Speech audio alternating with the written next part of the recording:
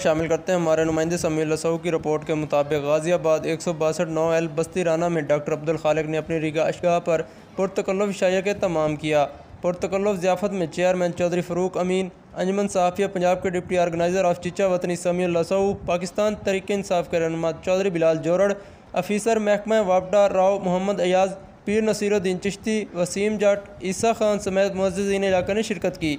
Chairman Farooq अमीन ने समीउल लसऊ से गुफ्तगू करते हुए कहा कि सियासत को इबादत समझकर करता हूँ, हर गरीब की आवाज़ पर लब्बैक कहता हूँ। मज़ीद उन्होंने कहा कि इंसानियत की खिदमत अपना शौक़ समझकर करता हूँ, हर मज़लूम की आवाज़ को अफसरान बाला तक पहुँचाना अपना फ़र्ज़ समझता हूँ। समीउल लसऊ ने पुरतकल्लुफ़ इशाइया के तमाम पर डॉक्टर अब्दुल खालिक का शुक्रिया अदा किया। आखिर में पीर नसीरुद्दीन चिश्ती ने दुआ खैर करवाई।